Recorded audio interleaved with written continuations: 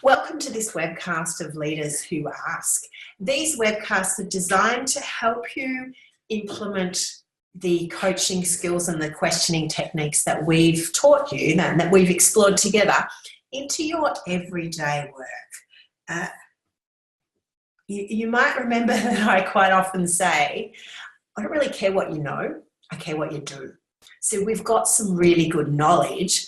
This is about how do we bring it into the workspace. And of course, what we're doing here in a broad sense is thinking fearless leadership. And fearless leadership builds fearless cultures. And how we're doing that at the individual level is by introducing coaching approaches into the way we go about every day. So today's plan, we're going to explode 5 myths of leadership. We're going to talk about coaching versus mentoring. What is coaching? What's mentoring? And when do we choose which? Let's implement coaching on the go. Coaching in those corridor conversations, making the most of those little opportunities you get to interact with people. And then on the other end of the spectrum, coaching in a more formal context. And how do we go about doing that? So remembering that one of the core competencies of coaching of the coaching leader is being really clear on your purpose. What's the outcome of the conversation? So I'm being quite overt with you here. My purpose for this webinar is to boost your confidence to coach. So that's guiding the direction that I'm taking us on for this webinar.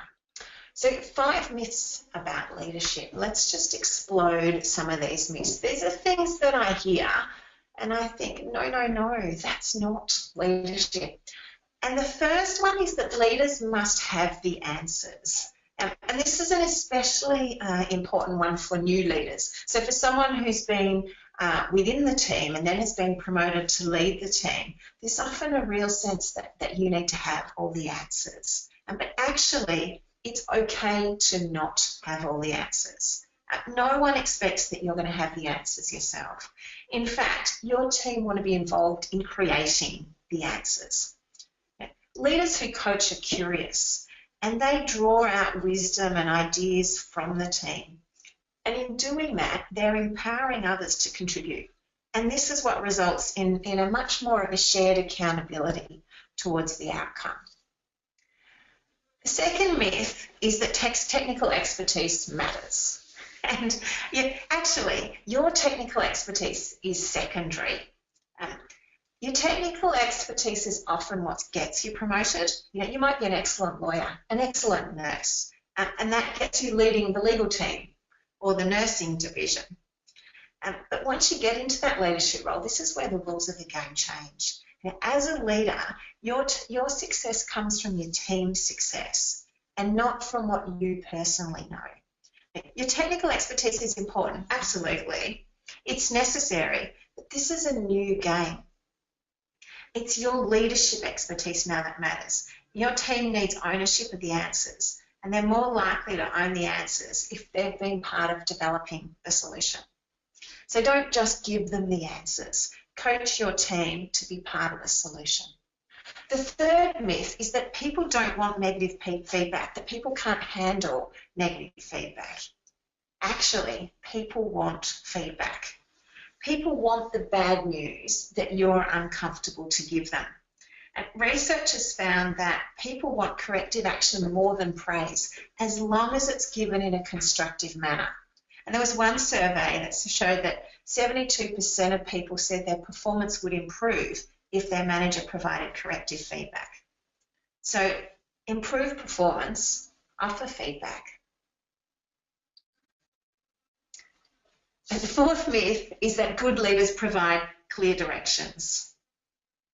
And actually, questions trump directions. Now, when you give directions, then we might be engaging the person's rational brain. But that's not necessarily going to help with recall, and it's not going to help with ownership. Asking questions rather than giving directions, it's more likely to lead to self-discovery and to insight. Now, solving a puzzle is inherently rewarding for the brain. So engaging the emotional brain. And that increases the chance that people are going to remember and they're going to actually apply the learning that we're talking about. So stop telling, start asking. You might remember what we talked about in the workshop, that question marks are the sexiest punctuation. And the fifth myth is that working hard is what counts. You know, my parents used to talk about the Protestant work ethic, and the idea that the more we worked, the more we would be rewarded. And actually, in a leadership sense, sometimes working less is actually working more. When you as a leader have that need to control people and to control the situation, it's just exhausting. And there might be a queue of people outside your office door and they're looking for you to provide the answers. And that might be good for your ego, but it's not good for your team and it's not good for your health. Now, a coaching approach helps you work less and empower more. I hope you can see from that there's 5 myths about leadership, and a coaching approach supports us exploding each one of those and working in a more effective way. I'm quite often asked, what's coaching? What's mentoring? What's the difference between the two? And even when people know the difference between the two, when do I coach and when do I mentor? So what is coaching? It's predominantly, if there's a one word, it's asking. It's asking questions to bring about insight. It's asking questions to develop a sense of self-awareness. It's asking questions to help people get really clear on what's going on around them, and then to develop options to respond. And finally, to choose of those options that I've created, of the insight that I now have, of that new sense of motivation, and understanding of my motivations and the situation around me, helping them to make then a final choice and a commitment. And if there was a word explanation of mentoring, it's about telling. You're telling somebody something. You're passing on new knowledge directly as a knowledge transfer, something you know that you're transferring to the other person. So how do you choose what hat to wear? Well, I'd go back here to that concept that I shared with you of situational leadership. You need to be the leader that the people, the situation, and the task need in that moment. So is coaching the best approach, or is it mentoring? Or perhaps it's neither. Perhaps in that specific instance, it might be directing or some other sort of leadership approach. Now, it's easy to do what you've always done. And the key here is to think first. Think before you tell. Maybe you remember back to the interview with Phil Golding. And if you haven't heard that, I do encourage you to go back and listen to that webinar, because Phil gives some really great insights into his journey to build coaching skills. And Phil talks about how he decides when he coaches or when he provides some other sort of support. And one of the things that I really liked about what Phil said was his commitment to implementing coaching techniques into his daily management practices, how he tried them out just to see how they would go, and found that they were working and kept doing it.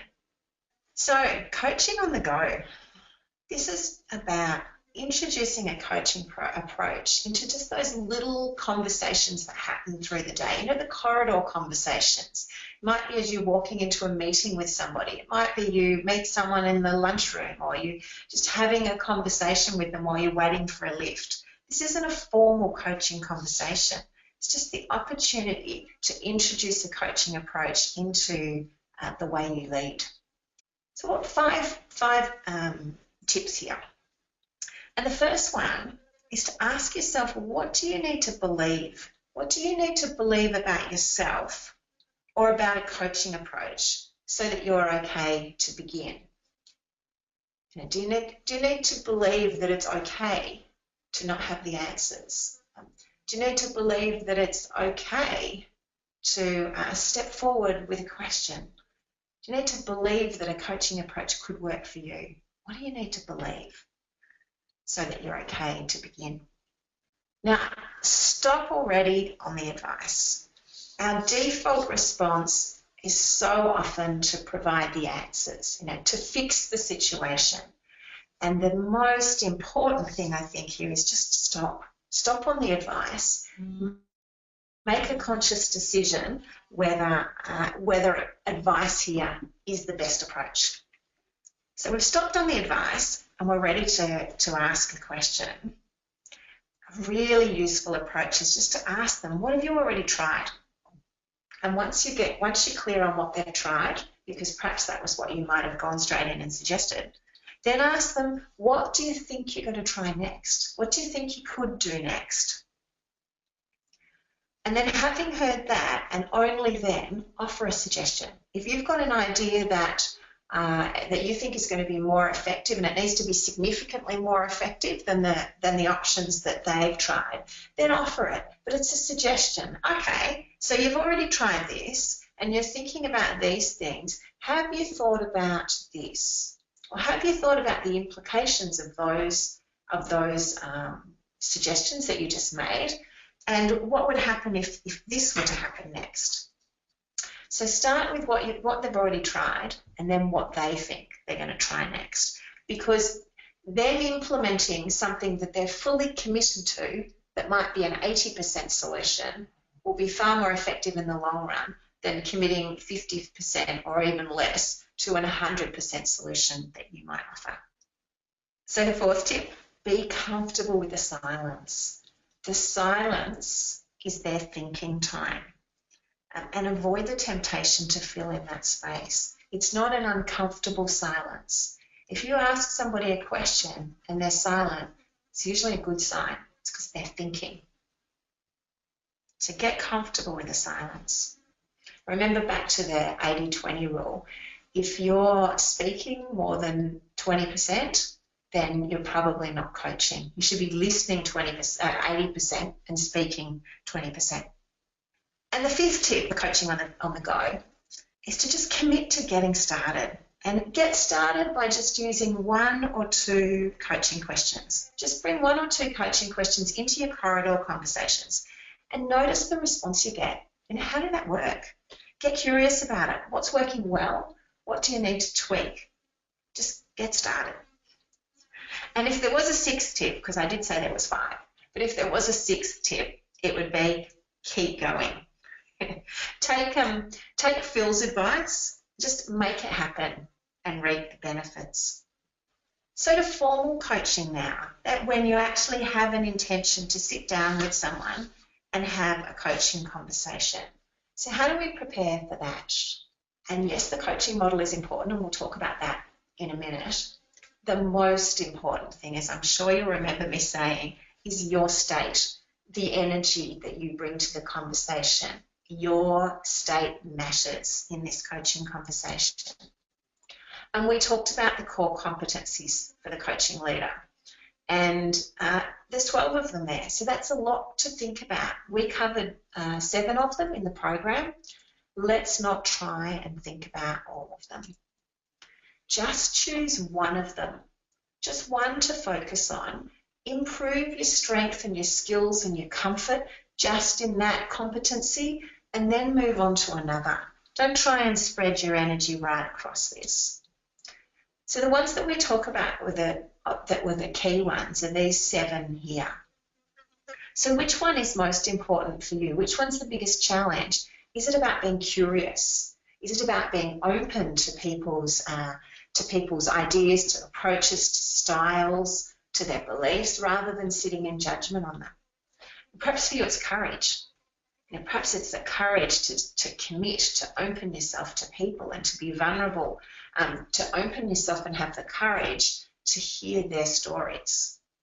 So make that commitment.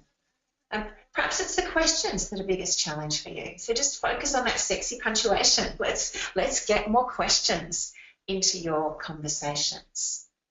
Or is it compassion? What's the energy that you bring into the conversation? How do you move towards real understanding of the other person? Or perhaps it's listening. Perhaps it's how you show up as a listener in the conversation. That's the core competency for you to focus on. Or is it that focus and awareness, making the distinction between the behaviour you see and the intention behind that behaviour? So choose one of these and focus on that. Build your confidence, build your strength, and then let it go and move on to another one.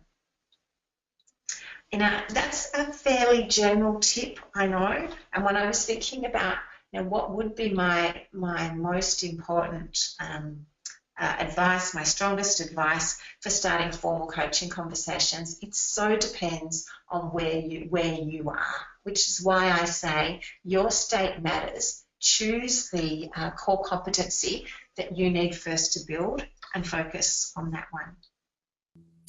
And then there's the model. And the coaching model that we're using here is the 3D model of development. And we've already talked about the leader state, or how you show up. So we're not going to do anything more on that right now.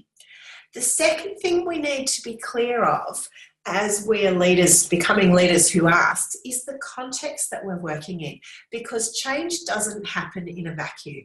So we need to understand what's the environment, what's the context for change. And this includes the dynamic between you and the person that you're coaching, as well as the environment in which they're operating. So the objectives that we have for the context phase is a clarity on the environmental dynamics and on the influences. So what's going on here within the environment? It might be the internal environment of the team, it might be the internal environment of the company, or it might be the external environment, what's going on in the whole sector, in the broad economy. An understanding of the personal stuff that's going on for this person. So you might decide to have a very different conversation with somebody who's been at the top of their game for quite some time, and then there's a need for a coaching conversation, compared to someone who's been struggling for a long time, and then there's a need for a conversation. Or someone for whom there's a lot going on in their personal world outside work. So that broader understanding of what's happening for them. And then the third thing is, how do you tailor the responses for you and for the person to this context? So whilst we've said it's a phase, and whilst it sits, as you can see, at the top of the model here, it's actually something that you do right through the coaching process. And you're starting out with, what is the environment here in which I'm having these conversations?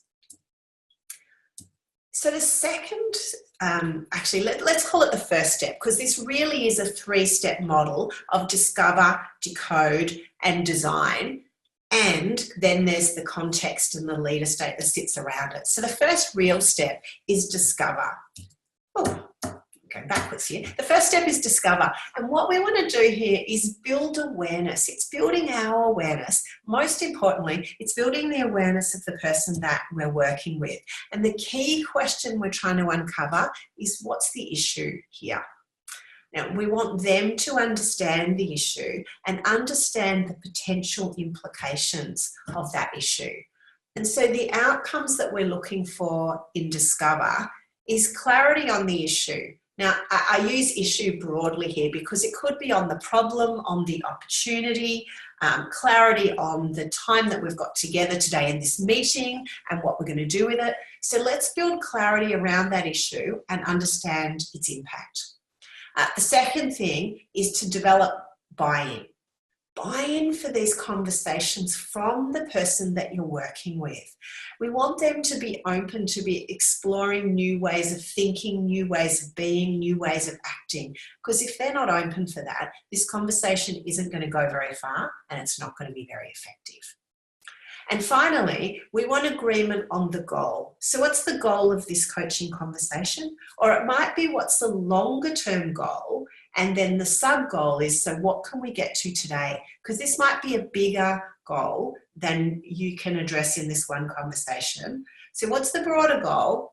And what's the goal for this conversation? Or it might be just, what's the goal for this conversation? And that's what we're looking for when we're in Discover. So our next step is decode, and we're understanding the motivations behind what we've come up with in the Discover phase. And our ultimate question here is, what's the cause? if we are looking at a challenging behaviour, for example, that's what we understand with awareness. What we really want to get to with decoding and the motivation is to get behind the behaviour and understand what's really driving that. What's really the cause of what we're seeing? Another way of thinking about that is, what's the intention that they're trying to satisfy?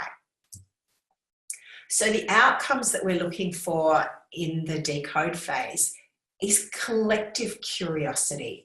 And this is where judgment is going to get in your way. So when you're judging a behaviour that you're seeing, the other person will feel that. So we want your curiosity. We want your curiosity to really get behind what seems to be going on to what's actually going on, what's actually driving this. And we want them to be curious. When people are curious about themselves, then there's a lightness to this discovery and the conversation that you are able to lead them on. And the second outcome that we're looking for in decode is understanding. What are the underlying causes? What's the motivation that's driving this situation, the reason that we're having this conversation to start with? And that's decode.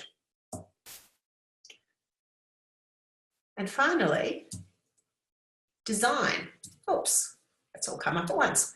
Finally, design. So what we're looking at in design is, what's the pathway forward?